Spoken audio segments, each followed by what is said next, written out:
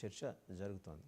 దీంతో పాటు Al Jazeera sensational comment చేసింది. జగన్మోహన్ రెడ్డి గారి వాలంటీర్ల వ్యవస్థ ఎలా అక్కడున్న పరిపాలనా వ్యవస్థని ఛిద్రం చేసిందంటూ పెద్ద కామెంటే చేసింది. మరోపక్క తల్లి దీవెన అందుకున్న తర్వాత జగన్మోహన్ రెడ్డి గారి ముఖంలో కొత్త కళ కనిపిస్తోంది. ఎన్నికల ముందు ఏ దీవెనలు అయితే ఆయనకు లేకుండా పోయాయో ఈరోజు క్రిస్మస్ రోజున ఆయనకి ఆ దీవెన లభించింది. సో కుటుంబంలో ఏకీకరణ జరుగుతోందనే దానికి ఒక ఇది సంకేతం అని వైసీపీ సంతోషం వ్యక్తం చేస్తోంది. ఇంకా బోల్డెన్ అంశాల మీద బిగ్ డిబేట్లో మనతో చర్చించడానికి ఉన్నారు టీడీపీ అధికార ప్రతినిధి శ్రీనివాస్ చౌదరి గారు, ఉప్పలపాటి శ్రీనివాస్ చౌదరి గారు, అలాగే వైసీపీ అధికార ప్రతినిధి పాదయాత్ర Venkateswara Reddy garu. To start with Uppalapati Srinivas Chowdary garu, cycle spoke అండి, ఒకటి పైన ఉంటే తిరిగేప్పుడు రెండోది కిందకు వస్తుంది. జగన్మోహన్ రెడ్డి గారి మీద బకెట్ల కొద్దీ మీరు హడావిడి చేశారు కదా, ఇవాళ జరగబోతున్న తెలంగాణలో అదే. అంటే అక్కడ ఆయన ఈగో చల్లార్చుకోవడానికి ఇండస్ట్రీని ఎలా తన కాళ్ళ దగ్గరికి పిలిపించుకున్నారని ఆ రోజు మీరు నిందేశారో, తెలంగాణలో కూడా ఇవాళ అదే జరగబోతోందని మెయిన్ స్ట్రీమ్ మీడియా రాయదు, ఎందుకంటే మీకు అనుకూలంగా ఉంటారు కాబట్టి వాళ్ళు రాయరు. సోషల్ మీడియాలో అయితే దుమ్మెత్తి పోస్తున్నారు. ఇవాళ కూడా అదే తరహాలో వెళ్ళి ఇలా చేతులు కట్టుకుని నుంచి ఉంటారండి. సార్, మొదట వాసుదేవన్ గారు, మీకు డబుల్ 9 టీవీ ప్రేక్షకులకి, వైఎస్ఆర్సీపీ నేత వెంకటేశ్వర రెడ్డి గారికి నమస్కారాలు, శుభోదయం. ఈరోజు బాలీవుడ్, హాలీవుడ్, టాలీవుడ్ సినిమాలు పేర్లు ప్రాంతాలు వేరైనా వివిధ రంగాల్లో పేదవాడికి ఆటవిడుపుగా ఉన్నటువంటి సినిమా రంగం. మామూలుగా పేదవాళ్ళకి ఏదన్నా వినోదంగా ఉండేది, దగ్గరగా కనపడేది సినిమా, తక్కువ ఖరీదులు. ఒకప్పుడు మీరు అన్నట్టు పెద్ద పెద్ద నటులు ఎస్వి రంగారావు గారు, రామారావు గారు, నాగేశ్వరరావు గారు, కృష్ణ ఇలాంటి వాళ్ళు ఉండేటప్పుడు ఒక సందేశాత్మకమైన సినిమాలు చూసేవాళ్ళం, వాళ్ళ కోసం ఎగబడేవాళ్ళం, అదొక పిచ్చి ఆనందంగా ఫ్యాన్స్గా ఉండేవాళ్ళు. రాను రాను సినిమా కమర్షియల్ అయిపోయింది.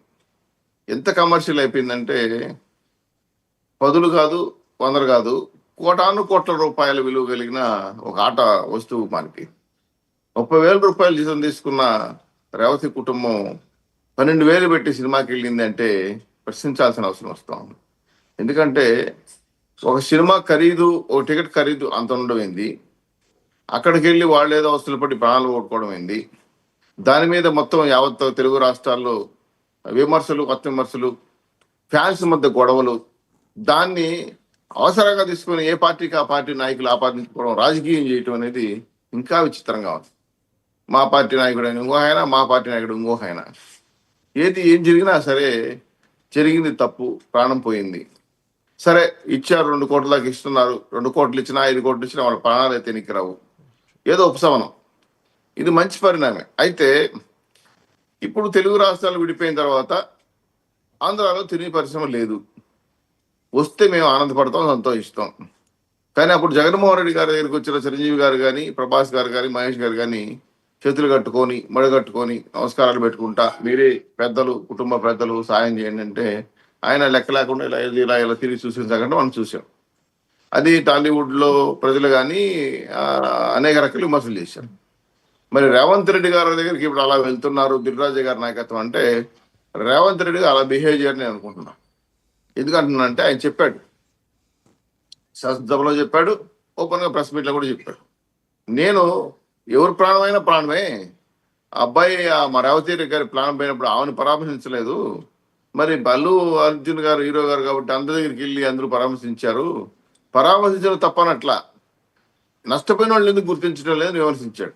ఆయన అలా కాబట్టి మీరు అన్నంత సాఫ్ట్గా ఆయన ఏమనలా, ఆయనకన్నా కాలు పోయిందా, కన్ను పోయిందా, కిడ్నీ పోయిందా అన్నాడు. ప్రేక్షకుల్ని పోతుల్లాగా వెళ్ళి గేట్ల మీద పడ్డారన్నారు. ఇవన్నీ కూడా ఇలాంటి వ్యాఖ్యలు మీరు స్వాగతిస్తారా? నేను అలాంటి కఠినమైన వ్యాఖ్యల పైన విమర్శించలేను, కానీ ఒక ముఖ్యమంత్రి స్థాయిలో వ్యక్తి హీరోలు అన్ని అనలేను.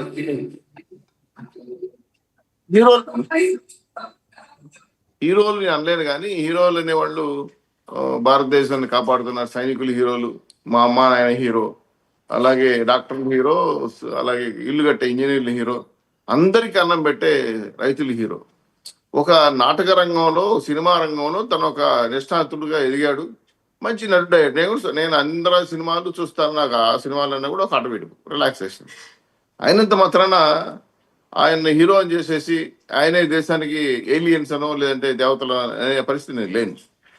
ఎందుకంటే నాకు సినిమా రంగం పైన వ్యాపారంగా మారిపోయిన తర్వాత నేను అంతగా తనకు ఆటవిడుపుగా చూస్తాను కానీ వాళ్ళు హీరోలుగా నేను చూడదలుచుకోవాలి. మీకు గుర్తుంటుంది సార్, గతంలో ఏదైనా రాష్ట్రంలోనో దేశంలోనో ఉపద్రవాలు జరిగితే సినిమా హీరో రోడ్లోకి వచ్చి భిక్షాటన చేసి ప్రభుత్వం సాయం చేసేవాడు. ఇప్పుడు అలా చేసేవాళ్ళు ఎవరు కనపడట్లా.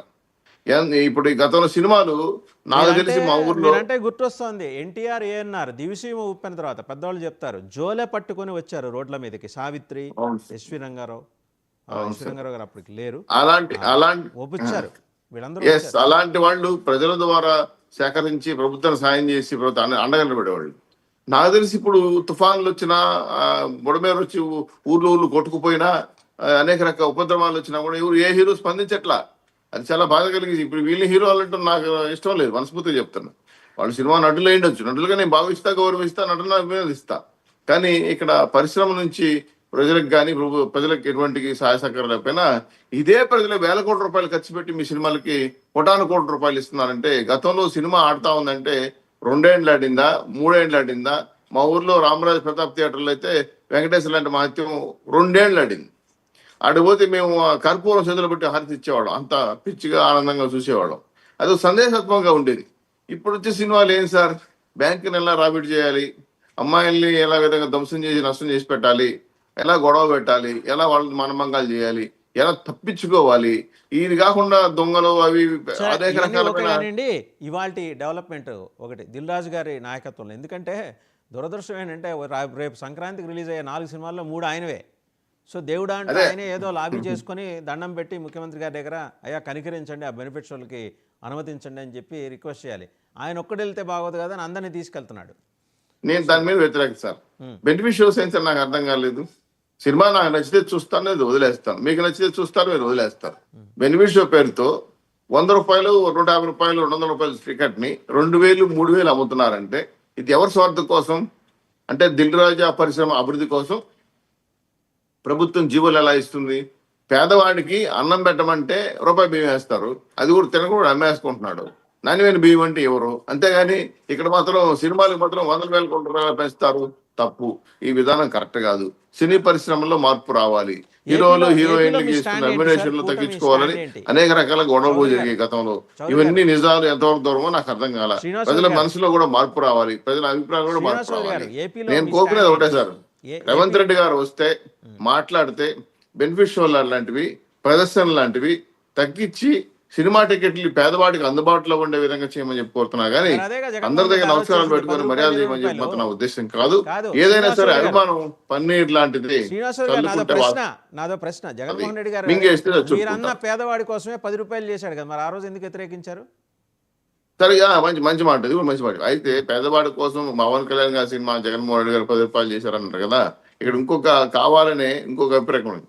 అక్కడ పోలీసులని లేదా ఎంఆర్ఓలని వదిలిసుకొచ్చి అడ్డం పెట్టారు, సినిమా ఆడనీయకుండా ప్రయత్నం చేశారు, ఆయన ఆంధ్ర రాష్ట్రానికి రాకుండా ఆపేయారు. ఇది తప్పు కదా.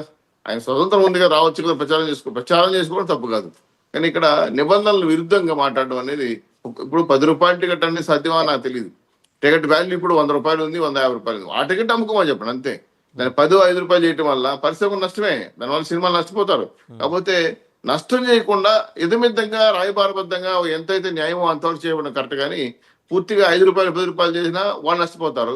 1,000 కోట్ల రూపాయలు, 3,000 కోట్ల రూపాయలు, 4,000 రూపాయలు చేస్తే కూడా ఇటు పేదవాడు నష్టపోతాడు. ఇలా కాకుండా రమారమిగా మధ్యస్థంగా ఈ సినిమా పరిశ్రమకి ఎంత డబ్బు ఖర్చు అవుతుంది, నా లెక్కలేందో ఆ కోట్లేందో నాకైతే అర్థం కావట్లేదు. ఒక సినిమా 3,000 కోట్లు అంటారు, 4,000 కోట్లు అంటారు, పాన్ ఇండియా అంటారు, అదంటారు.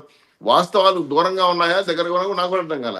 సినీ పరిశ్రమ ఇప్పుడు ఎలా ఆట వస్తువుగా వ్యాపార వస్తువుగా మార్చేసిన తర్వాత గౌరవం కూడా పోతా ఉంది. గతంలో నటులు అంటే నిజంగా చాలా అభిమానించేవాడు, చాలా గొప్పగా చూసుకునేవాడు. సార్ మా జిల్లాలో, మా తిరుపతిలో ఒక సినిమాకి టికెట్ ఇవ్వలేకపోతే అంటే మా టికెట్లో దూరే ఒక వ్యక్తి గొడవపడేవాడు.